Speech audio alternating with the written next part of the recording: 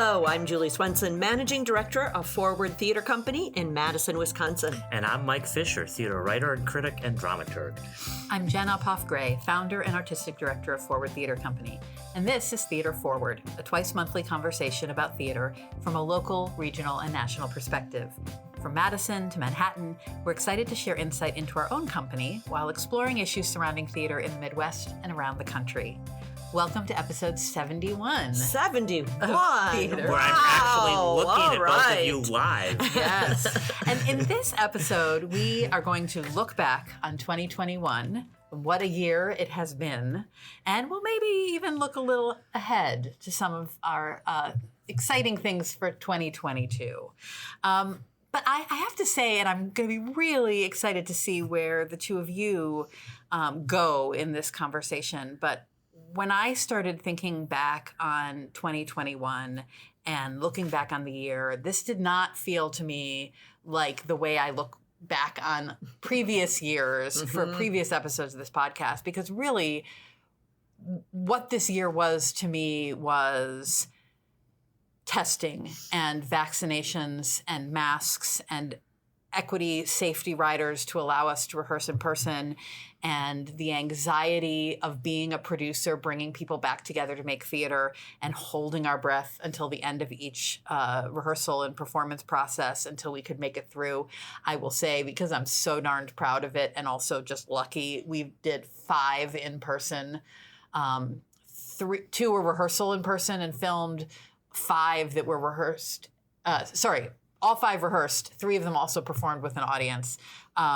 We had no positive COVID breakouts. I would knock on this table, but that will hurt Scott's ears. Yeah. So I won't. Yeah. But no, I'm only talking. We did. Yes. I'm not saying we're going to be so lucky in 2022. As we continue. But we have completed our in-person producing for 2021. But the stress of that, and I know you felt that too, Julie, and Celia, our COVID compliance officer. I mean, every day getting up and going, I hope this isn't the day that, I mean, aside from the financial and logistical implications of someone testing positive, just the feeling of responsibility were someone to get sick. And so that constant underlying anxiety was such a present piece of 2021 for me. Learning how to be a filmmaker, as a director, learning how to be a filmmaker and not wanting to be a filmmaker. Do you know what I mean? Like figuring out how do we create theater that feels like theater, but in the medium of digital and of film. That was a huge part of this year for me. The sheer relief of welcoming audiences, live audiences back for theater and how amazing that felt, but also having it be coupled with the really realistic acknowledgement that audiences are smaller right now. They just are, and it's going to take a while to build back to where we were pre-COVID. So that sort of joy and stress at the same time. And for us here at Forward, also, the fact that we weren't following a lot of other companies as we were making decisions about safety. We felt like we were always one of the earlier ones in our area to be back to rehearsing in person or to be back to producing in front of an audience. One of the first companies, one of the first companies in the state to be back in rehearsal with an equity safety rider, and the first company producing back in Overture Center for the Arts, our home, for an audience. And so I felt like we had to make decisions, public health related decisions constantly. And that feeling of being out on a limb, and that constant, like, are we doing the right thing here? It feels like the right thing, but we aren't sure. We're not following a well-trodden pathway. I got called on one Facebook post, I got to be called both a Nazi and a communist for announcing that we were going to require our audience members to be vaccinated when we return to production. In the same post? By different people. Oh, different people. Okay, got it. And I will say it wasn't in response to one of our posts. It was in response to a news story, because we were, again, the first in the area to require proof of vaccination for an audience for a live event. And they were not from our audience members. They were just, from folks in the community who did that. And honestly, it amused me more than it alarmed me. But it was an example of how just kind of out on that limb this whole year. Jen, I'm so glad you started like that, because so often we're in our 70-something episode, and we've done, look back and the wonderful things we've seen and what we've done and what has impacted our lives. And 21, was the end of one year where it was all digital, and then we went into audience, but there wasn't enough time, and Mike will make up for my saying this. I didn't feel like I saw enough theater. I was testing and doing all of those things you articulated, so that it feels like that's what we did in 21. Yeah. And certainly I saw performances that were wonderful. And I have to say that we, like a lot of people, brought back the play that got lost in the middle of a pandemic, when we got to finally produce The Amateurs in front of a live audience and bring back most of the artistic team. That felt really good. And I see that with other companies too, like this. They don't want to let go of this precious story. These stories that they wanted to tell are now being told, and that feels great. But the hoops have been arduous, and it made me sad, honestly, to do that 3 times a week testing for the actors, and how quickly they can do those tests. Do you know what I mean? Like it's like having a conversation and being able to just count the 6 drops. And I thought, this isn't something that I want you to be proficient at, but we did it, and we will continue to do it. Yeah, and I don't, as somebody who was in that testing bubble and is a much bigger spaz than any of those actors and never got completely comfortable with the whole thing, I just, it's ridiculous that we live in a country where that kind of testing isn't available, when you walk in a door in any Thanksgiving or holiday gathering this year, the way it is in Europe, where governments are providing these tests for free. They should be doing that here too. I think it's awesome that those tests existed. I know you're not saying it wasn't, Julie. Yeah. And I'm okay with that. To me, I saw 55 plays in 2020 in the 10 weeks before things closed. I'm going to be close to 70 by the end of this year for 2021. So the years have been 2020 and 2021 have been bookended for me. And I feel, I'm not trying to, the way the two of you are, keep this ship afloat, even though I get a sort of vicarious sense of how hard that is. So it feels pretty close inside theaters to normal for me. It sort of started in a way where we were having to adjust to all the protocols. Yes, some of the audiences, particularly in the early going, were smaller, but I'm seeing a real change in that. I saw audiences at the Milwaukee Rep, sell out at when I saw the Packers show, Matt Zimbrowski's Packers show upstairs, Dad Season Tickets, as full a house as I've seen midweek in the Powerhouse for Steel Magnolias as I can recall in the last 3 or 4 years at Milwaukee Rep. Just Saturday, I was at the Paramount Theater in Aurora for Cinderella.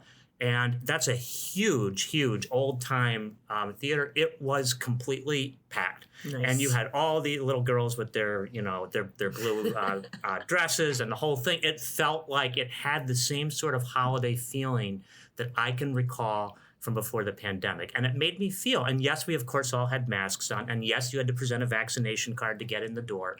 But those things have become, if you go to enough shows, at least for me, the experiences, I sort of forget about that. I'm even at the point where I'm forgetting when I'm sitting through a show, when I'm seeing as many as I am, that I'm wearing a mask. And I'm very close to feeling the kind of love and comfort being surrounded by other people that I felt from before. So I think we're close on that. And I think as more people have more theater under their belt, that's going to become more of the experience that everybody has, remembering what it was like before. Yeah, and coming back and feeling comfortable to come back. Right. And we saw that. We saw from first show to second show this fall. What a difference of the audience. Yeah. So of the shows that it's hard not to talk about our own show since it's hard for me not to think you about don't need to. The Amateurs is the greatest thing ever. But putting that aside, in terms of things either on screen or live in 2021, are there things that stand out, anything that stands out for either of you, either because you thought they were wonderful or just because of where you were emotionally in this journey back to quote unquote normal? It just felt like a defining moment in some way. I mean, for me, because I was thinking about this in preparation for this conversation, and it's not so much a particular production. But when you phrase it that way, defining moments, there are a couple of things that I think really are going to stick with me from 2021, not related to what it's been like producing theater or directing theater during a pandemic. I mean, one is the way I observed artists and a time when there's so much focus on the limitations of power and influence that artists have, which we felt very keenly aware of. I've also seen artists using what power and privilege they do have in really inspirational ways. I'm thinking about Jeremy O. Harris and the way he leveraged the threat to pull Slave Play from its LA premiere in order to advocate for more women writers. The way Dominique Morisseau pulled her play also from the LA area in response to what you saw as unsatisfactory conditions to protect those artists. We've commented before that it does seem to be the artists of color who lead the way, and that is frustrating, but it is also, God, it's inspiring. And I think we are going to see more and more of that going forward, and that is going to really stick with me, those examples from this year. I also think something that I will always remember is the outpouring of grief and love throughout every single corner of the theatrical universe with the passing of Stephen Sondheim. Watching all those singers gathered in Times Square to sing Sunday together, the weekend after his passing, all of the remembrances being posted online, the articles, just the excuse to go back and listen to so many cast recordings. It really made our theater community feel like a community again. So those are a couple of those moments for me. And what's come out of that too is what a mentor Stephen Sondheim was to so many people. I mean, I watched Tick, Tick, Boom, and he was one of the first persons, to really advocate for Jonathan Larson. And I think that I am seeing more of that. I hope to see more. I'm seeing a little bit of the beginnings of feeling responsible for others, like the Dominique Morisseau coming in.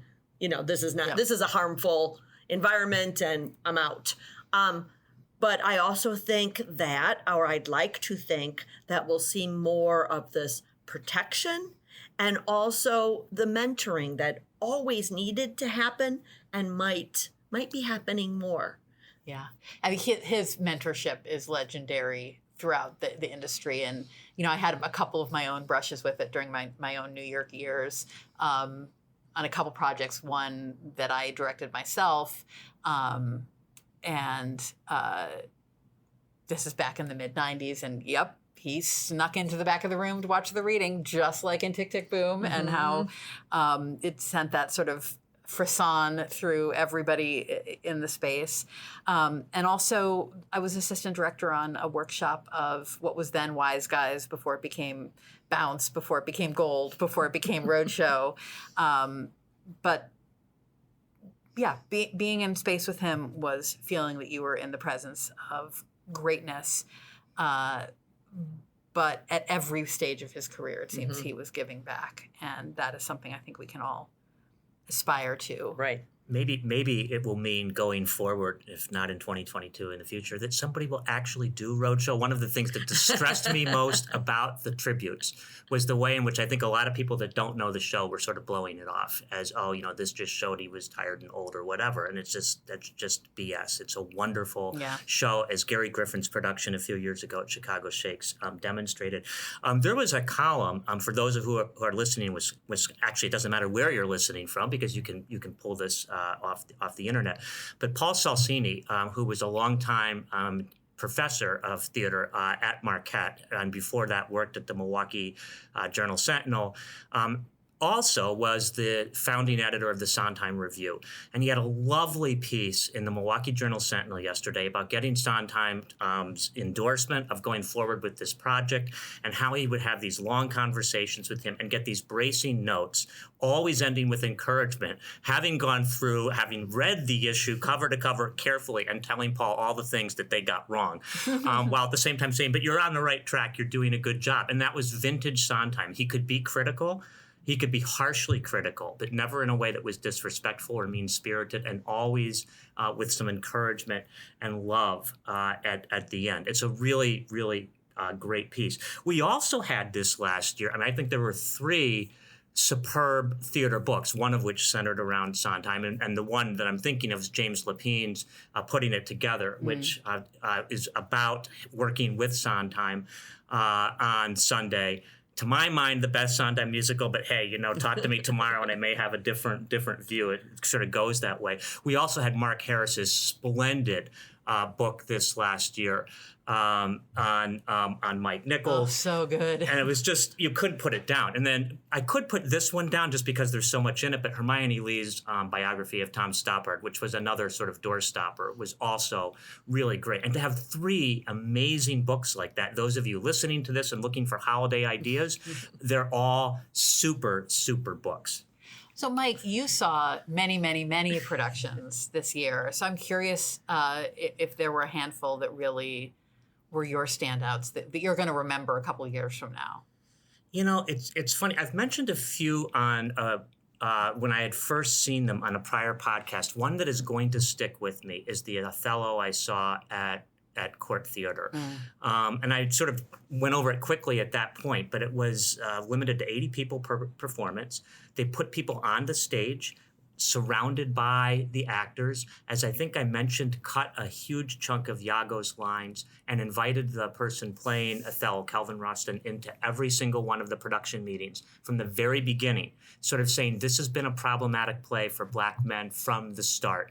How can we reframe it so that we capture some of what is in fact in the text to make it Othello's story and to better understand what it was like to take that journey with him. I thought that was that one really stood out for me. And then also in Chicago, and this was a really small production at Theater Wit by Shattered Globe Theater, a play that I know, Jen, you've heard me rave about, but Chloe Moss's This Wide Night, a two-hander involving 2 women who have served time in prison, and sort of trying to understand, as they try and put their lives together, the difficulties that they're up against. And I think so few plays in this country in particular really focus on the struggles of people who at one time were in prison, or people who are very, very poor, and what those experiences are like. And I valued the honesty of the performances in a very, very small space.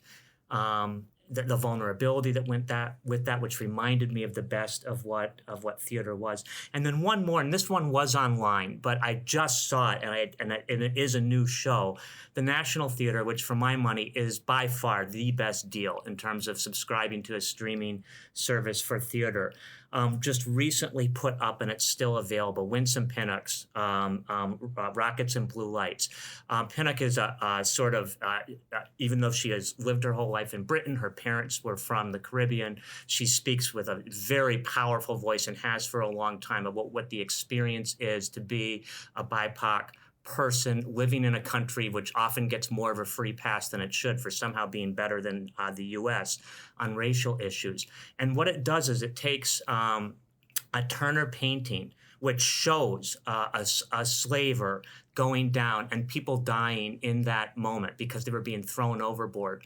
It's based on a true incident, and about what it's like to make a play about that, the ways in which you can so easily fall into trauma porn. And what the experience is, it's a sort of play within a play for the actors of color who are asked to play roles in a production like that. Asked a lot of very, very smart questions of a sort that, Jen, you ask all the time, and rightly so, in a really self-conscious way, about what are we staging, why are we staging it, what's it for. I would love to see that show done at some point in the U.S. It's brand new. It's really great. It's also really big. So from a production standpoint, it would be expensive. Wow. Those are the ones that stood out for me. Amazing. Well, you know, as we are turning this calendar page shortly into 2022, what has you really excited? I mean, Julie, what are you, when you think about this year ahead, what are you really excited about? I knew that Mike would go to specific, so I was thinking more general. Yeah. And what I'm really excited to see are the plays that come from, that don't have their New York debut, that don't need to go to New York to do the regional circuit. And I think we're going to see more and more of that.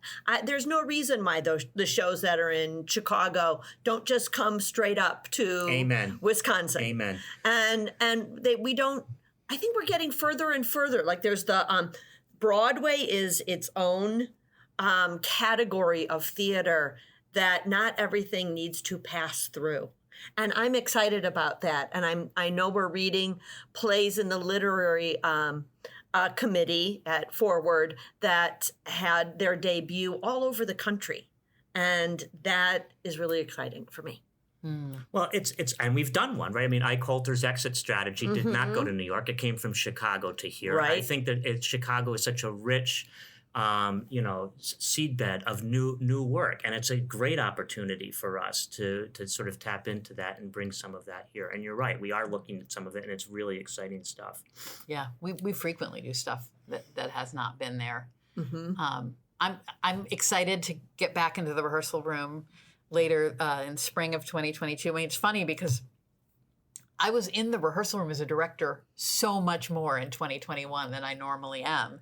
Typically, I would have done, 2 of our main stage productions, one in the spring and one in the fall. But because of the way everything was impacted by COVID, I was directing or co-directing 4 shows this year, but always with half of my brain in COVID management and all of that. So I'm excited to have a few months off, not in the rehearsal room, to sort of really get ready for and excited for the next one I'm doing, which is Russian Troll Farm by Sarah Gancher. Yay. Yeah, and excited because we're really getting a chance to work with the playwright. It had its unbelievably fabulous debut as a piece of digital theater a little over a year ago in the fall of 2020. And as things just kind of turned out, we're going to be the first live on stage production that it's had. And so that's provided some wonderful opportunities for conversation with the playwright and thinking about, how this will work on a stage with live 3-dimensional humans on stage and in the audience. And I'm eager to get going on that one. It feels good. Right before that, too, is our play, The Medellinian Debate by Amy Kwan Berry. And so it's 2 shows in a row. That's a world premiere. And Amy will be, the Medellinian Debate will be working with the, we're doing workshops at the end of this week. So that will be an evolving play. But it feels really good to sort of grow our own. We're growing our own these next 2 shows, and that is exciting. Yeah. Well, and of course, she will also have her 3rd novel coming out around the time that we are opening in February. If you want other stocking stuffer ideas, folks, her first 2 novels, She Weeps Each Time You're Born and We Ride Upon Sticks, are wonderful. So good. Make me so excited for her 3rd one. I mean, some of the productions I'm looking forward to next year, there's a lot of wonderful things on the APT 2022 calendar, but I'm so excited that we're going to get to see the Moors, Jen Silverman's play with some of APT's heaviest hitters. I mean, Tracy Michelle Arnold, Colleen Madden, Kelsey Brennan, Jimmy DeVita are all going to be in the cast.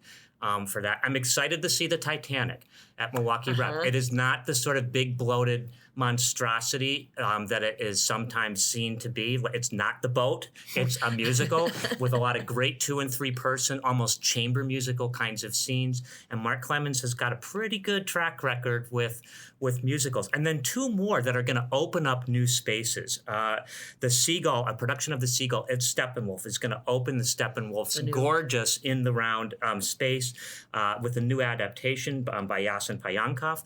And then finally, also opening a new space that was supposed to open, as was Steppenwolf's last year, but couldn't. At Stratford, Anthony Cimolino is going to be directing a deferred, finally happening production of Richard III in the new, also gorgeous Tom Patterson theater. So those are real highlights for me as I think forward, along, of course, with our shows. Of course. That's just a given. That is a given. I like that we get to sort of bring this conversation around from reflecting back to the excitement about what lies ahead, because that really is what keeps us going, right? As theater makers and theater lovers and audience members, there's always another play coming, and you have a wonderful experience, whether it's working on stage or behind the scenes or being in the audience, and then you get to look forward to the next one. And, exactly right. There really is so much, and I'm so thrilled to have been able to go through this year with both of you and with you, Scott Hayden, producing this episode. And I can't wait to see what we'll talk about in the next, few dozen episodes. I'm going to guess we'll find some things to talk about. That is a good guess. And I think we'll say that is it for this episode of Theater Forward, a conversation about theater in Wisconsin, the Midwest, and America. Thank you so much for joining us. I'm Jen Uphoff-Gray. I'm Julie Swenson. And I'm Mike Fisher. Our podcast is produced by Scott Hayden, who you can see on stage in Russian Troll Farm, a wonderful actor that he is. You can also follow us or share your thoughts on Facebook and Twitter. Or if you want something a little more old-fashioned, you can write us. Yes, actually write us through an email at theaterforward@forwardtheater.com. Theater in both parts of that address, as always, spelled with an ER at the end of this year, the beginning of next year, and every year.